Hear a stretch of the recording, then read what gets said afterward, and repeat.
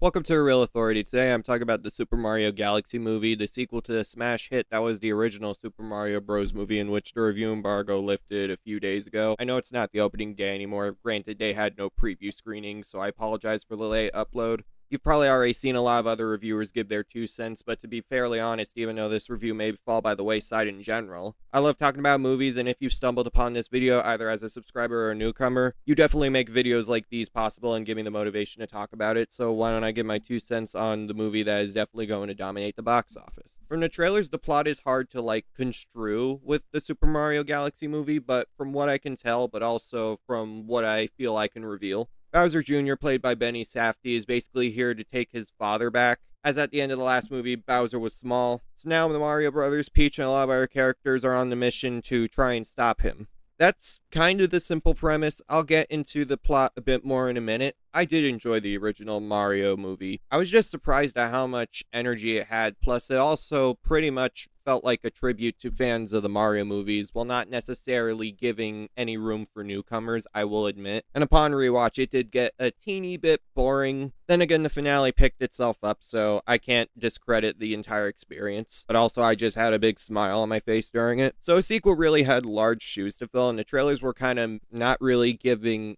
much in the way of what to expect. Like, I was definitely interested in seeing it, but I wasn't expecting anything amazing. Like, I had the sneaking suspicion that it would kind of be weaker than the original movie, and in a weird roundabout way, it is, but it also is more entertaining. Let me explain, because it's a bit complicated, my overall thoughts on the Super Mario Galaxy movie, but stick with me. First of all, the animation, of course, it's brilliant. Like, obviously, the first movie looked stunning, and this movie looked to be just as stunning. I mean, Illumination, like, no matter how not good their movies are, they look brilliant. And in this movie, it's just eye candy the entire time, whether you're a fan of Mario movies or just a fan of animation in general. This is visual spectacle. Then again, you kind of expect that, but I do have to credit it regardless. Like, it's an animated movie, and it just looks fantastic.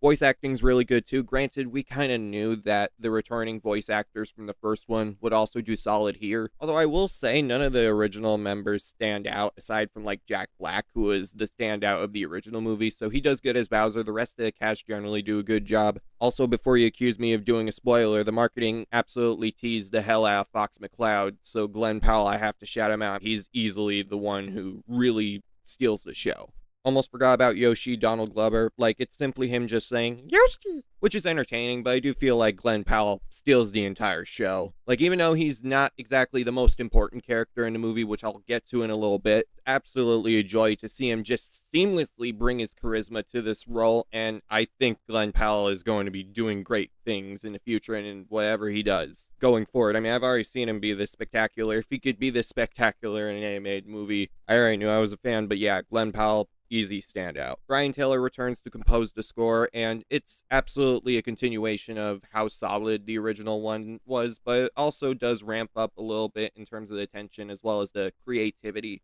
It's a nice soundtrack, and it really does harken back to the Mario games that really did inspire it. Matthew Fogel's screenplay, like, I'm not going to put it completely as a positive because I do have some issues with it. Well, actually, most of the issues do come from it, but I do feel in terms of, like, setting up the story, it's cool. But mainly what I really do appreciate about it is the comedy. Like, it focuses a lot on the Mario lore in order to set up its comedy, but it just generally made me laugh. So that's another point to the positive there. You are definitely going to have a hilarious time with the Mario movie, and that really does lend itself a lot of points. Am I going in circles? Yeah, probably. Also, the movie's not that long, and its pacing is definitely much stronger than the first one. It does go into the mixed complaints that I do have about it, but in terms of the overall package, you're not going to be bored. Something that, unfortunately, I can't say about the first film anymore. But it really does have an energy to it that really doesn't relent, and that's something that I do really love.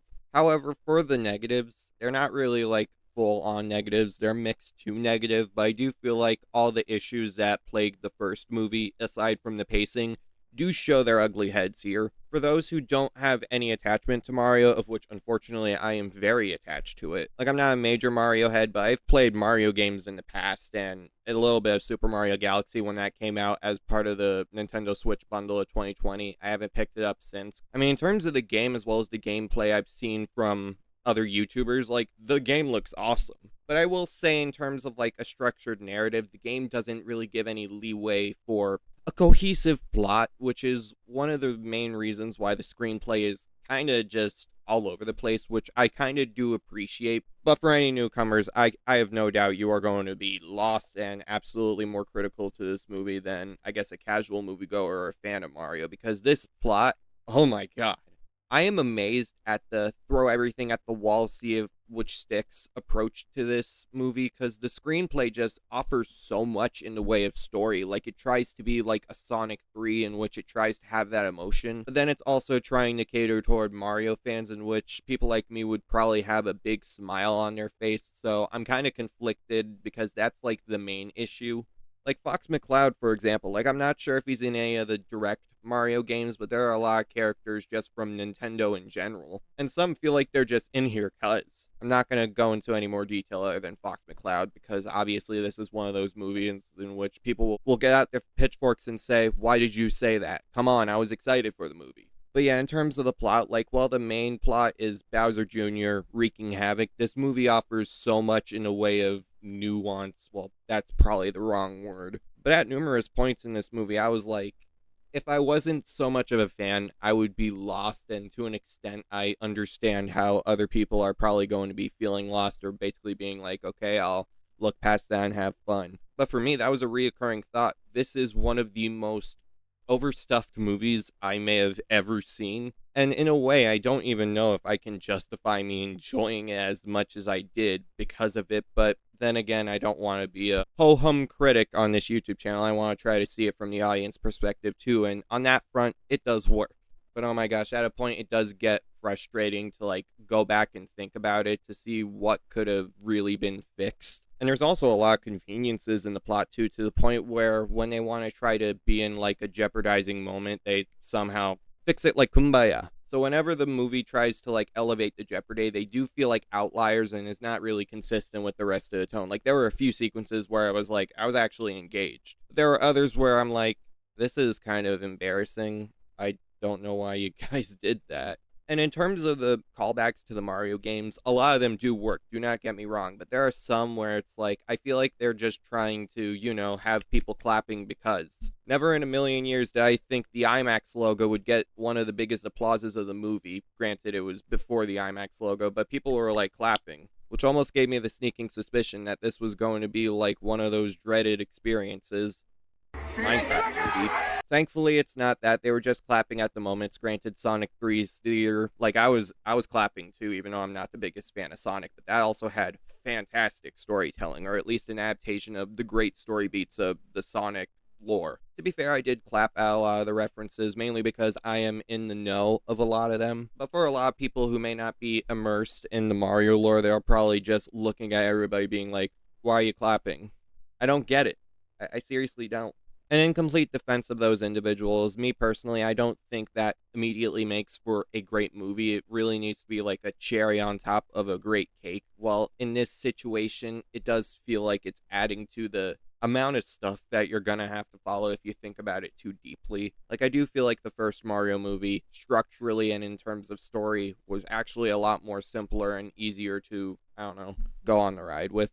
But here, if you're really unable to suspend disbelief, you are going to fall off this train quicker than Donkey Kong. So in the end, the Super Mario Galaxy movie, the screenplay and story are a complete mess. And the movie overall, like, I don't want to try to make it sound like something it's not. It is a mess. I do understand the negative reviews a lot. Granted, I expected that, given the first Mario movie wasn't best received either. But in a weird roundabout way, even though it's a mess, it's probably one of the most enjoyable cinematic messes I've ever seen.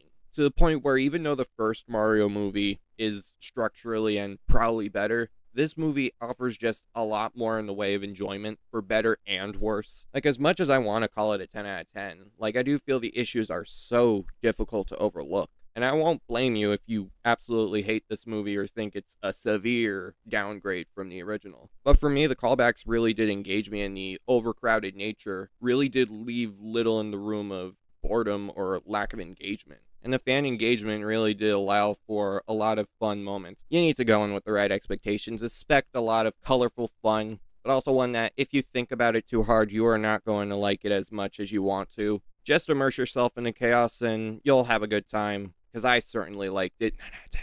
This is definitely one of those movies that I would actually like to see what you thought about it. So make sure you leave a like, subscribe to the channel, turn on post notifications, and absolutely let me know whether you like this one or not. And let me know what you prefer in the way of the Mario duology. And since a third movie is pretty much inevitable given the money it's going to make, let me know if you're excited. All right, peace.